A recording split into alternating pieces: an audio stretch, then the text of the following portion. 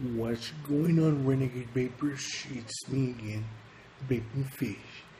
And here I am, segment number 2 of vaping. How I got into vaping, what has vaping done for me, and what is my progress with vaping. As most of you know, I'm pretty new to vaping, and the reason I'm doing these videos is to help people like me that barely started getting into vaping.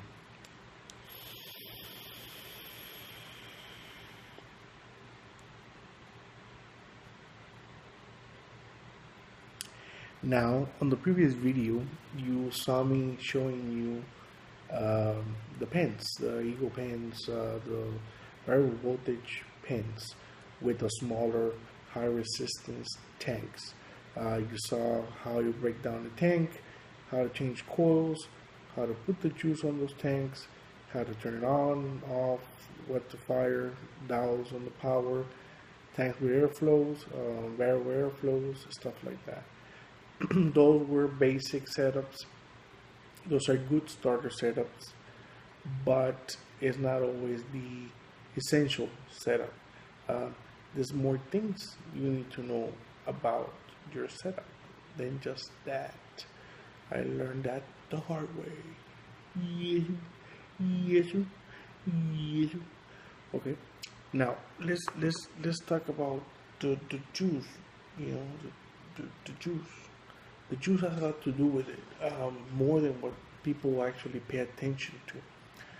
It's not just about the flavor; it's about the mix on the juice.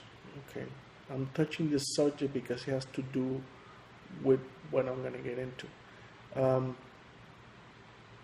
this is one of the store-bought juices that I enjoy a lot.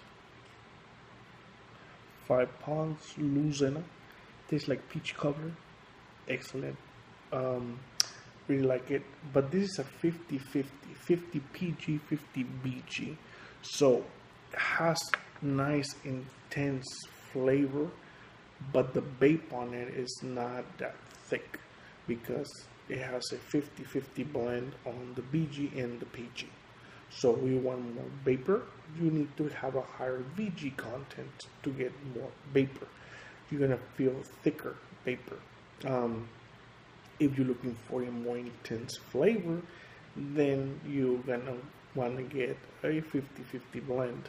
The more BG you add to the blend, the more thicker vapor cloudage you're gonna get. So it all depends what you're looking for.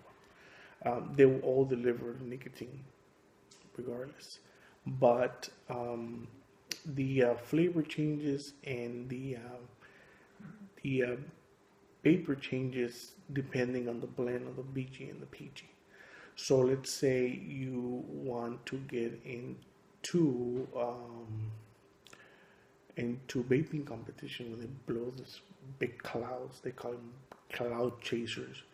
And you want to get into that, then you need to get a very high content BG juice to do that.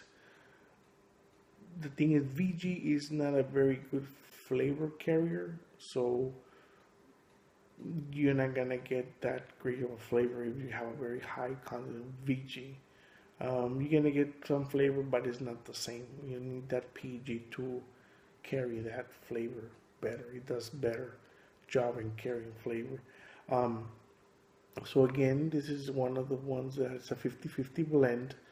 These ones are the ones that was 12 milligram nicotine. I'm already down to 6, and I usually, when I want a subohm, I go to 3. So because it's more vapor, so subohming. We'll get into subohming. This is another one I enjoy. It's boosted. This is the BOV. This one is a 6 milligram nicotine, but look at this is a higher content VG on it than this one. This one has 50-50. This one has It doesn't state here how much it has, but it has a higher content of VG, and I can tell when I vape it that the VG content on it is a little bit higher. This is a hybrid I made. This is a 3 milligram nicotine, and this one is an 80-20 VG PG blend. So it's a higher VG content still. So you can make nicer vapor clouds. I am looking for flavor, but I want that thick vapor to mimic smoking. So that's the reason why I like to have a higher content of VG on my e-juice. Everybody's different. Everybody picks different things. Yeah. So you will decide. You will find out what you like the best. So now let's go to, remember the little small tanks with the small coils that I showed you? Okay. They don't do that hot with high content VG. They just don't. It gets saturated on the coil, and that little coil has a hard time evaporating a high VG content juice. So because of that, it's better if you're going to be starting with those, get a 50-50 blend. It's easier to vape than if you get too high of a VG content juice. When you go to higher performance tanks, you can get away with a higher VG content on your juice. Why? Because you have, hotter coils, and you have bigger air intakes, and you have, more rapid evaporation. So even if you increase the VG, the actual coil will be able to handle it. This tank, even this large tank, that it has a 1.6 or 1.8 coil of resistance on it, does not do very hot with high VG. It does okay, but not as hot as the subohm tanks. What are subohm tanks? What is subohm? It's like, what the hell is subohm mean? What's subohm? Sub, under, ohm, 1. Ohm is the unit of measurement for resistance. So you say, oh, I have a 1.8 ohm, coil on it. So you have a coil that it has a rating of 1.8 resistance, or 1.8 ohms. Then you go, well, I'll have a coil that is a 0.5. That coil is going to be a subohm coil. So that means under 1. So it's 1 and up. It's, regular ohming or regular ohm coils. You start going under 1, that's subohm coils. Those are hotter coils. The thing with those hotter coils is that, yes, they burn hotter. Yes, you get much more vapor. Yes, the taste is more intense. But the thing with those is that you will go through more battery life, and you will go through more juice than just regular tanks, because you're vaping at a higher rate. So that's the reason why I rather use a higher VG content on my juice when I'm using the subohm coils or the subohm tanks. When they say subohm tank, doesn't mean that tank, it's only going to do subohm. A subohm tank, if you change the coil to above ohm, it'll work. You don't have to power it up that much, but it'll work, because I have subohm tanks that I've used with 1.8 coils on them, and I also switch them out and put in a 0.4 coil on it. So it tank's a tank. It's just the coil that changes everything around it. But the thing is, the tanks are designed to take that kind of heat through airflow. That's the difference. Airflow makes the difference on subohming tanks.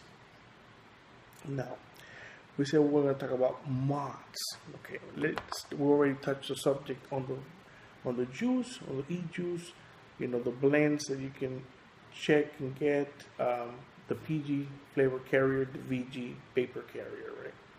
So tanks, subohm tanks that have a coil that is under an ohm of resistance. What happens when you have less resistance on a coil? You're allowing more current to pass through it. That's what you're doing. So that thing gets hotter way faster than, you know, a 0.5 compared to a 1.8. The 1.8 has more restriction on current than, you know, a 0.5. So you lower your ohms, your resistance. That means, you know, it's gonna get hotter faster. But again, to power up those subohm coils, you need to juice it up more. It's weird, I know. I can barely understand it myself. But when you're subohming, you need more power. It doesn't necessarily mean you need more voltage. It actually means you need more amperage and more wattage to power up that coil. When you have a more higher resistance coil, you need more voltage to power it up. The amperage stays low, but the voltage is higher. So it works weird. It's a hand-in-hand relationship between wattage, resistance, amperage, and voltage. You know, they don't go, you know, in a domino effect type of deal. It just changes. It's weird, but that's the way it is. So let's talk about the tanks first. Tanks now. This is a Milo made by Eleaf. This is a very inexpensive subohm tank. I think it's the cheapest one on the market right now. This tank, as you can see, has the glass, has a top, a bottom, and it has airflow, variable airflow. So you twist this ring, you can adjust the airflow. Now, you see that big thing in the middle? That's your air chamber. That's a big ass air chamber. That's a large air chamber. You need to move a lot of air, you know, to carry that vapor, and also move a lot of air to cool off that coil at the same time. And then, you know, you see the capacity of the juice, and then you have a coil inside. And those coils on those things are big coils. Let me show you how big the coils are. It's a nice tank. I don't like the tip because it's glass and you can see all the condensation there, so it's like yucky. But you know, that's the way it's designed. I'll do a review on the tank later on. But let me show you I'll do a review on every single thing you see here. Everything I've showed you, I'll do a review on what I think about it in general. You see that's a big ass coil compared to the other one, the small one I showed you on the little tank. It's a big ass opening right there. So it handles a lot of air, a lot of air through it. And also because being a bigger coil, it also handles a lot of juice. Now, you got that juice there. Again, this juice that I'm using here is a higher VG content. It's an 80-20, 80 VG, 20 PG, and then you have I got a 0.3 nicotine on it. So a 0.3 nicotine is low. The thing is, I don't want my stomach to be all messed up and my head, you know, get a headache because of all that nicotine. And then when you start hitting subohm tanks, you get a throat hit if the nicotine is too high. You feel a burning. So now, this one This unit does tell me that it has a 0.6 resistance coil. So it's a subohm coil, 0.6. Right now, I have it dialed up to 20 watts, and it's at 3.5 volts. So you see, this is at 3.5 volts. Remember the other tank, this one, I had it at 4.8 volts. But this one has a 1.8 resistance coil. So to power up this one, the voltage is lower, but the wattage is higher. And there's more amperage going through it. Amperage is the actual current going through it. So wattage is the power, resistance, the restriction of flow, amperage is the actual flow, and then voltage is the actual tension. So they all, I think I got it right. I'm not 100% sure, but I think don't listen to me. I'm kind of stupid sometimes. But well, let me go back to the subohm tank. So you have a lot of air running through it, a big ass air chamber, a big ass coil, and then you have a unit that's gonna power up that coil, and it's gonna burn hot really fast, and it's gonna evaporate a lot of juice pretty fast in high volume because you have a big chamber. So let me show you what I mean by that. And I am using it the same way and pressing the same amount of seconds that I used with the other tank. So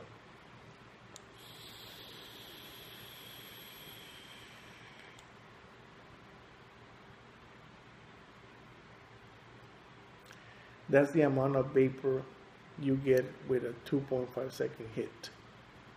Right? Let me put it again.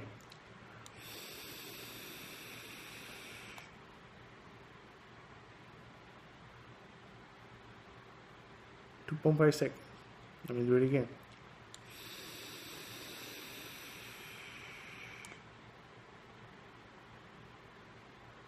.3 seconds. Okay? Alright. You saw the amount of vapor that came from this tank, right? Alright. Now, let's go back to the other tank. This tank, because I have higher resistance, a 1.8 coil on it, the airflow, as you can see, is much less. You see that little hole, just one little hole. The other one has like 5. That little hole for airflow. This one I have to dial it down to 9 watts. Let's put it at 10 watts. It'll handle 10 watts fine. At 10 watts, this one is throwing a 4.3 volts. So the voltage actually went up because of the higher resistance on the coil. Alright? So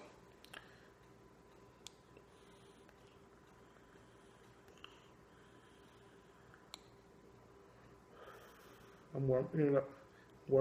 Hold on. I'm gonna do the same 3.3 second hit.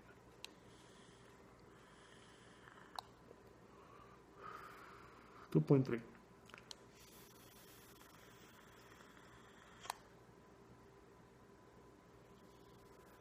3.3 seconds.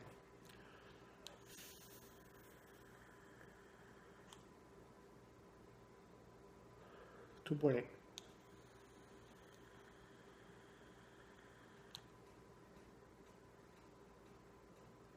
3.3. Pretty good for a regular subohm coil. So, you saw that? You saw that, right? Okay, let's go back to the subohm coil. The subohm tank. This tank will take a 1.8 coil also, but it's on its size, right? But it will take it because I have some. So at 10, it's a 10 watts. This one is dialed up to 2.6 volts. 2.6 volts is crap. So it's not gonna do crap to this.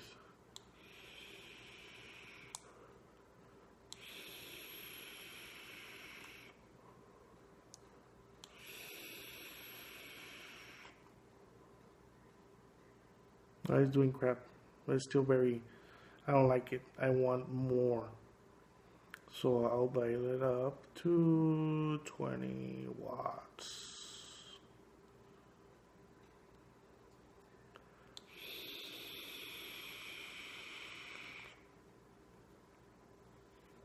A more dense vape.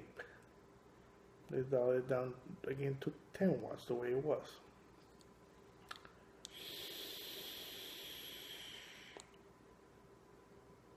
You can see the difference.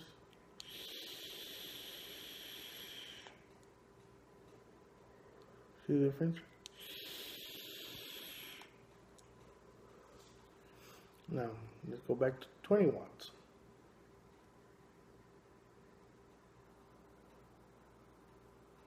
At 20 watts, that's how I like to vape this tank, you know.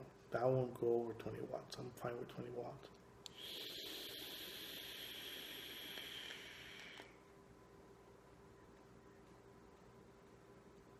You see how thick that vapor is? So that's the thing with subohming. You get much more vapor, much thicker vapor if you go at higher power. Now, what does that do? That will give you better hit. It will give you, once you've been vaping the regular tanks, you start using those, you know, you get used to that kind of vapor. And you enjoy the vape more. It delivers more flavor, thicker vapor, and the nicotine, of course, depending on the, you know, the amount you have on it, it'll deliver it. The nicotine gets absorbed in your mouth. You don't even have to put it into your lungs. You can just hold it in your mouth and the nicotine will get absorbed. But what it does, when you subohm a lot,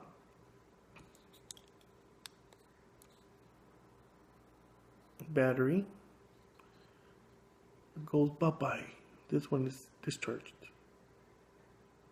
After using the whole day, you know, it lasted me the whole day. And, you know, it drains your battery. Now, let's talk about subohm tanks. There's a huge amount of subohm tanks hitting the market right now. Huge. So this is the Milo by E-Leaf. This is the Aspire Triton subohm tank also. And you can see the tips. They're pretty wide. And you can tell they're subohm tanks because all those big ass tips compared to regular tanks. They have smaller ones. This is a I sub G by Anakin. Another subohm tank. This is a Tech Sub Mini, another subohm tank. So all those are subohm tanks. Can they be used as regular tanks? Yes, they can. As long as you have the coil with a higher resistance, they can be used as regular tanks.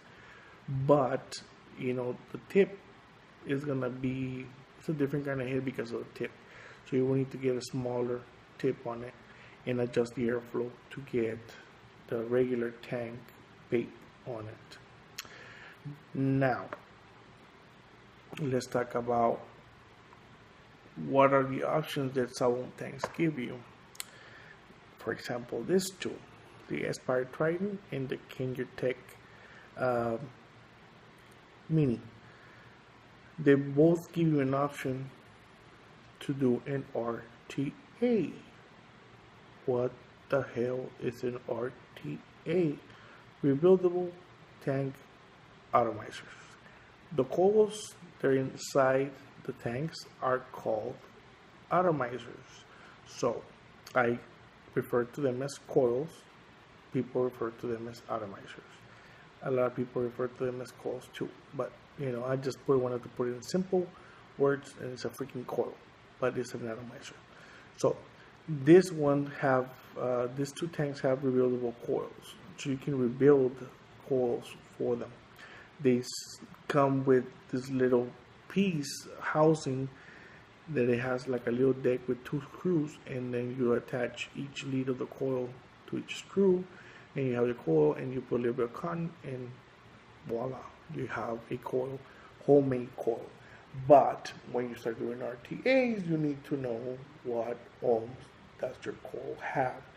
How does that affect, you know, your tank? Well, you don't want to build a 0.01 coil on it, you know, or you don't want to build a 1.2 coil, because then you're not subohm anymore. So you need to have an ohm meter or a multimeter letting you know what kind of resistance you created, and that is determined by the gauge of the wire you use, the kind of wire that you use, and against the turns that you do on the coil.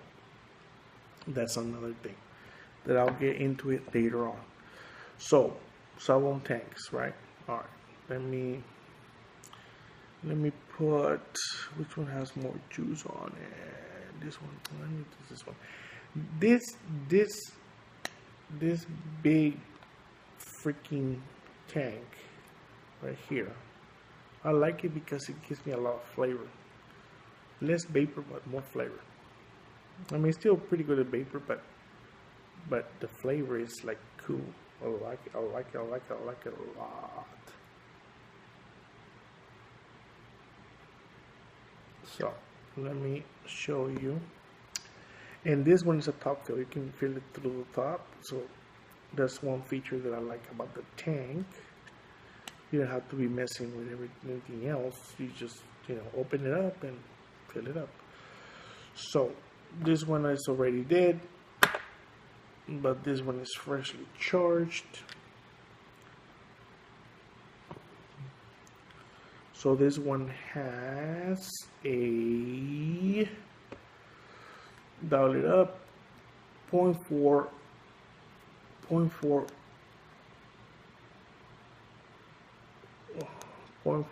ohms at 39 watts. So 39 watts, and it's giving you 0.40 on the ohms.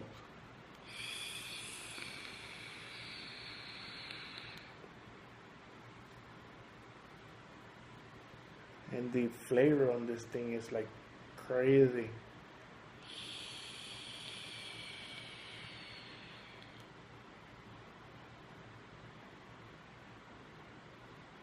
Nice. I really like this tank.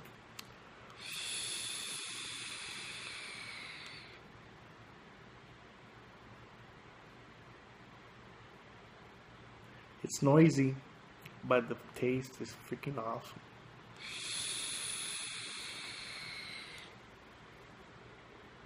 So this is a subohm tank, and this one I actually have the coils with a 1.8 coils, and I use it as regular vaping too. I don't subohm all the time with this one, so that's the good, you know, option about it. Now let's see the Can You Tank Mini here. Let me see the performance on it. You can see what subohm is all about. Look at the size of those freaking coils. That big block right there, that's the freaking coil that your atomizer right there. It's a huge one. And tilt it, you know, tilt the tank. You got your airflow thing, your airflow duct there. You just fill it up, fill it up, fill it up, fill it up, fill it up, fill it up, fill it up, fill it up to underneath that air duct. And then you put it on there and you close it. And let's blow out the excess. Sometimes subohm tanks have a tendency to accumulate condensation and some e-juice there on the air vent. So to resolve that problem, all you do is just turn it upside down and blow on it, you know, to get the stuff out. But this one is clean. Nothing came out. But the mouthpiece did have some residue condensation. So let's go and install the subohm. Can You Tank Mini. This one is giving a 0.6, so this one is a higher resistance coil. So what I'm going to do is I'm going to dial it down to 35 watts because I don't need that much power because the resistance is higher.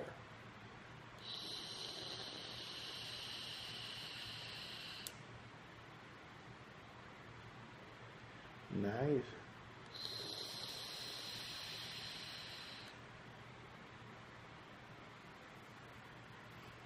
Very nice tank. I like it too, but it doesn't have the air that the other one has.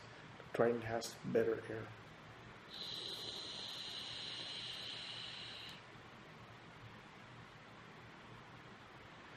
If you feel that the vapor is too hot, this one is coming out kind of hot, and that's because this tank has an air restriction. The maximum air that this tank has is not as large as other tanks like the ISLG and the Milo and the Triton. So this one has the most air restriction of all the ones I have.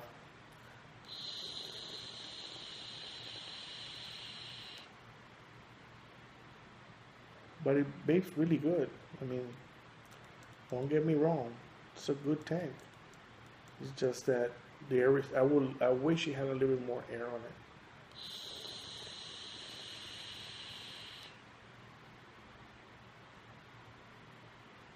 But it throws very nice clouds.